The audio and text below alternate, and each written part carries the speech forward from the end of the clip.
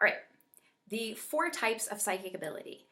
There's arguably 3 or 4, depending on who you ask. And honestly, it doesn't really matter. I'm not here to argue anybody. It's all varying shades within the same spectrum anyway. So the 4 basic types, we can call them your intuitive gifts, are clairvoyance, it's probably the one you hear the most, which is psychic seeing, the ability to see, clairaudience, psychic hearing, clairsentience, psychic feeling, and claircognizance, that's the one that sometimes gets recognized and sometimes doesn't, and that's just a knowingness. So I'm going to tell you a little bit about each one of these because they're really fun, and as I start to tell them to you, you might recognize there are ones that you actually experience or play with without even realizing it. So clairvoyance, the most common one, this one is one of the hardest ones for me to convince adults is real. I can convince any kid because they already know it, so yeah, of course it's real. But when I lead a meditation and we're doing energy work and I tell an adult, as I'm guiding the energy work meditation, I want you to visualize this. I want you to visualize it's moving this way or it's doing this thing or whatever. They're going to see a picture in their head. And most of us will make the assumption, I made that up, meaning I don't believe it because I imagined it. Well, you are receiving information when that happens. It's really remarkable, actually. The best way that I've found for people to learn and believe this is when I give a direction or lead a meditation in a room full of people, or virtually, a whole bunch of people. Everybody goes and does the exact same thing. They heard the exact same direction from me. When they come back and share, what they saw is very different. And as you're sitting in the room and you're hearing each person share and you know a little bit about each person, or maybe you feel the difference in between them, you start to get a sense that there might be a reason behind why this person saw it this way and this person saw something totally different like this and this person saw this.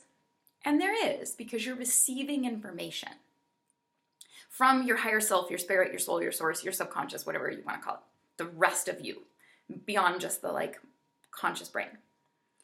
So that's clairvoyance. Clairvoyance is also, for some people, the ability to see with your eyes open. So people who can see auras, people who can see spirits. Same thing happens when you're with your eyes closed, when you're in a meditative state, when you're seeing things in the realm of your, quote, imagination. It all falls under that category. Then we've got clairaudience. This is probably one of the lesser common of the 4. Clairaudience is hearing voices when you're in a meditation. If you hear words, some people actually hear voices just during their day throughout. This one can be really confusing. You can see how all of them, if they were just on full bore all the time, would be really overwhelming. If you're hearing things as you're just walking down the street trying to be a human, that would be challenging. Same thing with seeing stuff. So most of us have a boundary around that we developed as a child, or we automatically got, that says, I'm only going to hear things when I ask, or when I'm in meditation, or when I'm sitting quietly, or when I'm in Shavasana and yoga, or when I'm out for a run. And you hear that voice in your head that says something, right? This is clairaudience. Also closely tied to clairaudience is numbers. So people seeing words like typewritten, but across the screen of their imagination, or numbers, or that kind of blends in between those two, clairvoyance and clairaudience. Then we've got clairsentience. So have you ever been called an empath? Have you ever been called sensitive? Have you ever been called too emotional? Have you ever been told you were too much? We're doing a lot of these, but they're accurate, I think.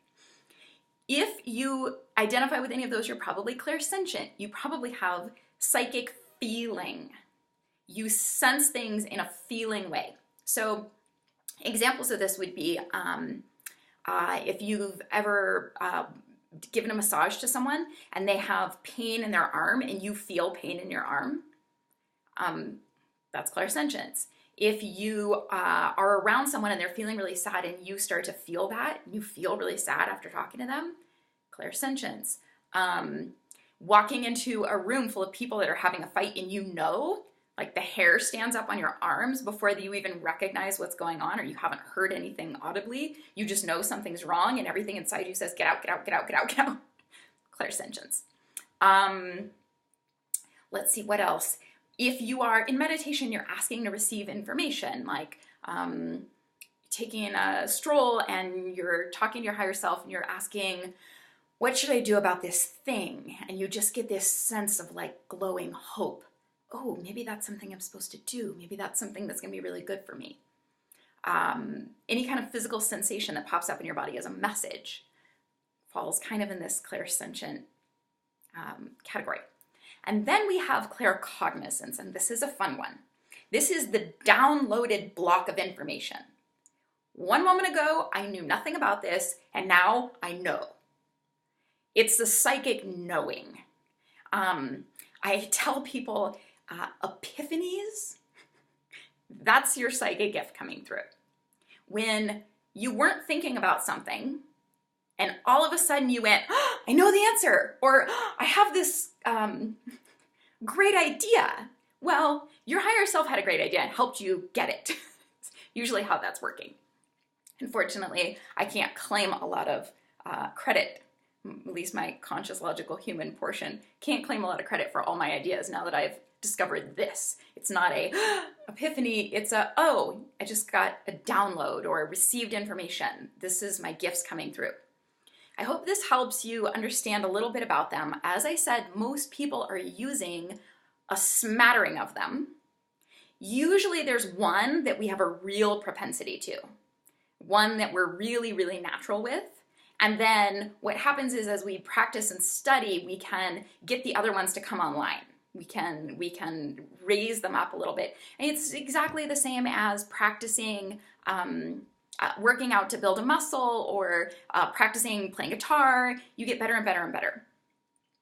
I hope this was helpful. I hope you're enjoying your psychic gifts.